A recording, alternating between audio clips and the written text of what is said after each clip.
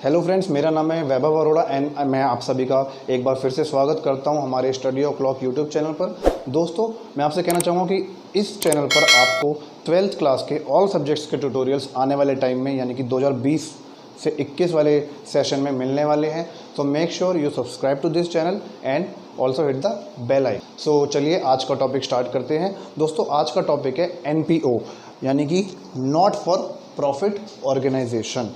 अब ये NPO क्या होता है? वो ऑर्गेनाइजेशंस जो कि प्रॉफिट के लिए काम नहीं करती हैं। हमने 11th क्लास में पढ़ा था financial statements of sole proprietorship या फिर ऑफ बिजनेस ऑर्गेनाइजेशंस। ये सारी क्या होती हैं? प्रॉफिट अर्न करने के लिए काम करती हैं।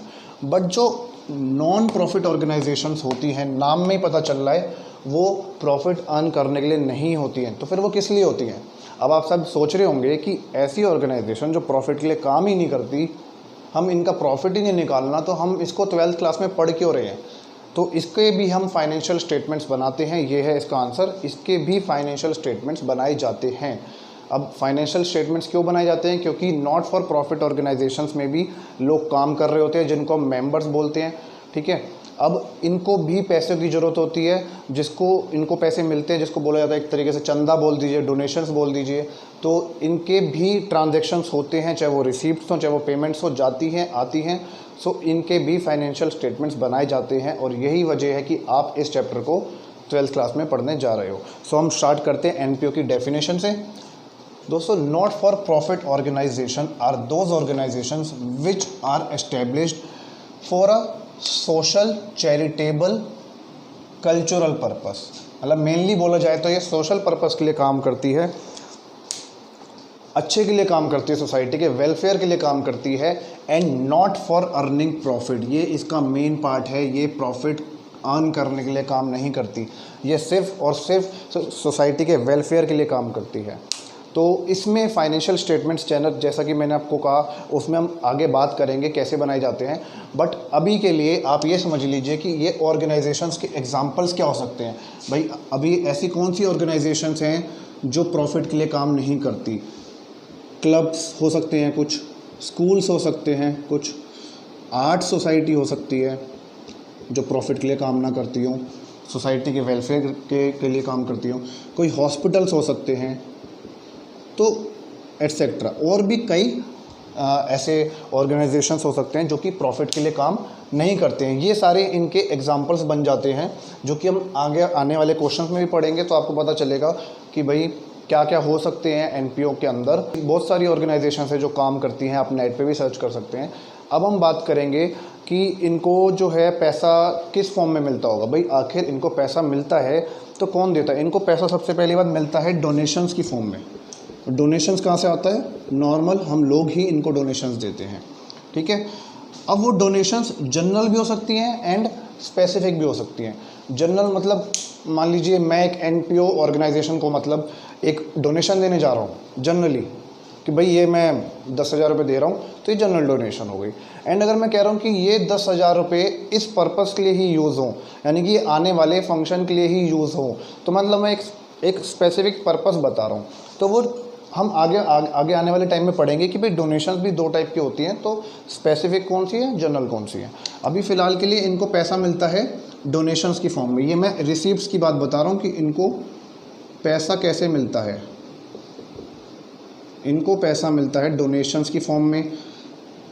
मेंबरशिप फीस होती है,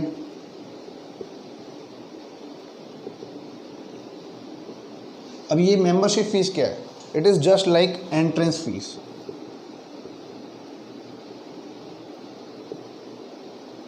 जैसे हम स्कूल में एडमिशन लेने जाते हैं तो उसको एडमिशन फ़ी बोलते हैं, ऐसे ही इन ऑर्गेनाइजेशन से जुड़ने के लिए एक एंट्रेंस फ़ी होती होगी ना, उसको बोलते हैं, उसमें एंट्रेंस फीस जो देनी पड़ती है उसको बोलते हैं मेंबरशिप फ़ीस। तो ये एक अलग तरीके की रिसीप्ट्स हो गई। एंड अब इसमें सब्सक्रिप्शन भी चल सकता है कि भाई आपने एंट्रेंस तो दे दी, बट आगे आने वाले टाइम में आप अगर हमारे साथ जुड़े रहना चाहते हो तो उसके लिए क्या फ़ीस हो सकती है? उसके लिए हम बोलते हैं सब्सक्रिप्शंस। क्या बोलते हैं? सब्सक्रिप्शंस। और ये बहुत इम्पोर्टेंट है, ये इनका मेन सोर्स ऑफ इनकम है एक तरीके से। मतलब ये इनका मेन सोर्स ऑफ इनकम है। एनपीओ में सब्सक्रिप्शंस और ये डोनेशंस आना इनका मेन सोर्स ऑफ इनकम है। तो मैंने अभी बताया कि इनको पैसा किस किस फॉर्म में मिल सकता है। ऐसे ही ये आप नोट डाउन कर सकते हैं, ये आप नोट डाउन कर सकते हैं कि इनको पैसा डोनेशंस, मेंबरशिप फीस और सब्सक्रिप्शन के फॉर्म में मिलता है। तो पेमेंट्स की भी हम बात करेंगे नेक्स्ट वीडियो में, जब हम रिसीप्ट्स एंड पेमेंट्स का फॉर्मेट बनाएंगे। अभी हम बात करेंगे कि भाई फाइनेंशियल स्टेटमेंट्स अगर हम बना रहे हैं तो उसमें क्या क्या इंक्लूड होता है। दोस्तों देखिए, financial statements of NPO includes receipts and payments account, income and expenditure account and balance sheet. अभी बैलेंस शीट के बारे में आप पढ़ चुके हैं, कैसे 11th क्लास में हमने बैलेंस शीट अच्छे से पढ़ा है। लायबिलिटीज़ एंड एसेट्स आती है इसके अंदर। एसेट्स क्या होते हैं? हमारे कैपिटल एक्सपेंडिचर्स होते हैं। सो बैलेंस शीट के बारे में आप ऑलरेडी जानते हैं। Receipts and payments account and income and expenditure account, ये आप सभी के लिए नया है। तो ये तीनों अकाउंट बनते हैं एनपीओ में। अब हम बात करते हैं रिसीप्ट्स एंड पेमेंट्स अकाउंट की। तो दोस्तों receipts and payments account is just like cash account. मतलब जो हम 11th क्लास में कैश अकाउंट पढ़ते थे ना, नॉर्मल कैश ट्रांजेक्शन्स, वो ही सारा इसमें आता है। It is just like, it is similar to cash account. अब आप सभी कहेंगे कि सिमिलर टू कैश अकाउंट है तो हम कैश अकाउंट क्यों नहीं बनाते, हम रिसीप्ट एंड पेमेंट अकाउंट क्यों बना रहे हैं? तो ये डे टू डे बेसिस पर रिकॉर्ड करते हैं। एनपीओ में हम इसी को ही रिसीप्ट्स एंड पेमेंट्स बोल देते हैं। ये एक बार ही रिकॉर्ड होता है साल में, और ये डे टू डे एक्टिविटीज़ के लिए रिकॉर्ड हो सकता है। एनपीओ में हम इसका नाम देते हैं रिसीप्ट्स एंड पेमेंट्स अकाउंट। है ये सिमिलर नेचर के। एंड इनका नेचर क्या है? नेचर से बात करें तो अगर हम रियल अकाउंट है ये, और रियल अकाउंट आप जानते हो, debit what comes in and credit what goes out. Debit वो सब जो आ रहा है हमारे पास, एंड क्रेडिट जो जा रहा है। तो कैश अकाउंट भी रियल नेचर का है, रिसीप्ट्स एंड पेमेंट्स अकाउंट भी रियल नेचर का है। तो इसके बारे में हम बात करेंगे अभी आगे कि भाई इसमें रियल नेचर का है तो भाई क्या क्या खर्चे होते हैं इसमें। आप देखिए जो आ रहा है, जैसे कि डोनेशंस आ रही हैं, मेंबरशिप फीस आ रही है एंड सब्सक्रिप्शंस आ रहे हैं, तो ये हमारे डेबिट साइड में चले जाएंगे। बट टेंशन मत लीजिए, इसको हम नेक्स्ट वीडियो में डिटेल में, जब हम receipts and payments account discuss करेंगे, इसका फॉर्मेट डिस्कस करेंगे एंड एक क्वेश्चन भी आपको सॉल्व कराएंगे, तो उससे आपको ये सब रिसीप्ट्स एंड पेमेंट क्लियर हो जाएगा। अभी मैं एक बेसिक ओवरव्यू दे रहा हूँ जिससे आपको पता चल पाए कि भाई एनपीओ क्या होता है और इसकी फाइनेंशियल स्टेटमेंट्स में क्या क्या बनाया जाता है। तो नेक्स्ट हमारा फाइनेंशियल स्टेटमेंट है इनकम एंड एक्सपेंडिचर अकाउंट। अब ये इनकम एंड एक्सपेंडिचर अकाउंट भी किसी की तरह होता है, और किसकी तरह होता है? P&L अकाउंट की तरह, यानी कि प्रॉफिट एंड लॉस अकाउंट की तरह होता है। अब हम ऑलरेडी 11th क्लास में पढ़ चुके हैं, प्रॉफिट एंड लॉस अकाउंट क्या होता है? नॉमिनल नेचर का होता है। तो हमारा इनकम एंड एक्सपेंडिचर अकाउंट भी नॉमिनल नेचर का होगा।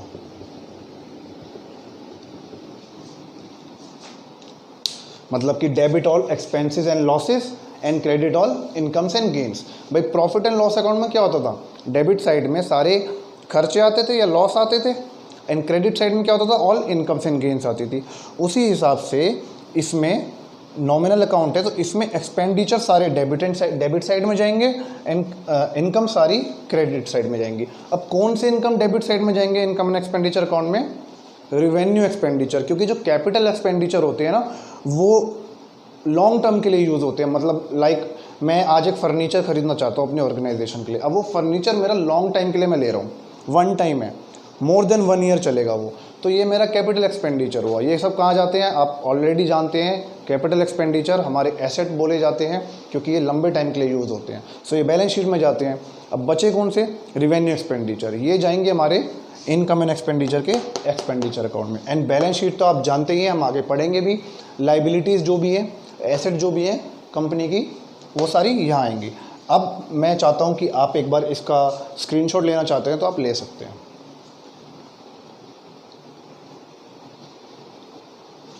सो आई होप आप सभी ने स्क्रीनशॉट ले लिया होगा। अब मैं आपको जनरल एक ओवरव्यू, एक फॉर्मेट का तो नेक्स्ट वीडियो में दूंगा। एक बेसिक आपको फॉर्मेट बता देता हूं कि भाई यहीं पे बता देता हूं मैं।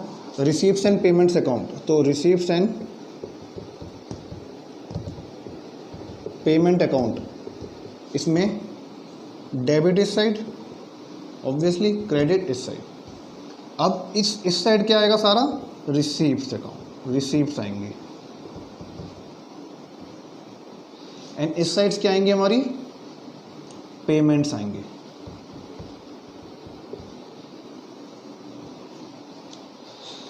जो भी कैश ट्रांजैक्शंस होंगी, अब एक और बात, रिसीव्स एंड पेमेंट्स अकाउंट, चाहे वो हमारी रिसीव्स चाहे वो प्रीवियस ईयर की हो,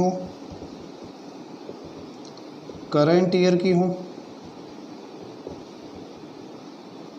या फिर नेक्स्ट ईयर की हो, सभी आएगी। ऐसे ही यहाँ पे भी पेमेंट चाहे वो प्रीवियस ईयर की हो, करंट ईयर की हो,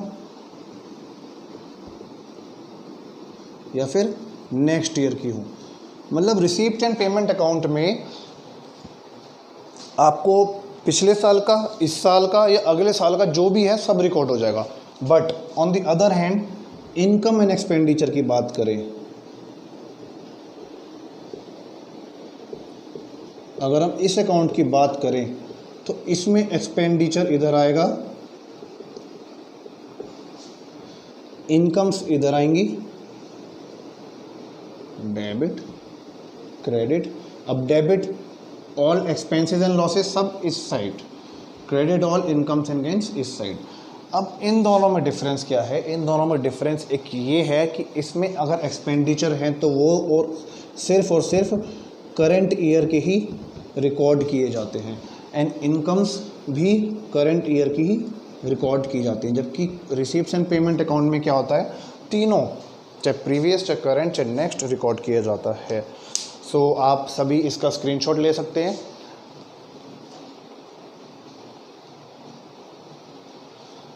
सो आई होप आप सभी ने स्क्रीनशॉट ले लिया होगा। तो दोस्तों नेक्स्ट वीडियो में हम बात करेंगे रिसीप्ट्स एंड पेमेंट्स अकाउंट के फॉर्मेट के बारे में, इसका पूरा फॉर्मेट, क्या क्या रिसीप्ट्स होती हैं हमारी और क्या क्या पेमेंट्स होती हैं, एंड एक दो क्वेश्चन भी हम सॉल्व करेंगे, एंड रिसीप्ट्स एंड पेमेंट्स इस ऐसे ही हम करके टॉपिक वाइज हम आगे बढ़ते जाएंगे। सो मिलते हैं नेक्स्ट वीडियो में, तब तक के लिए जय Hind, thank you. I should fuck her in the Benz.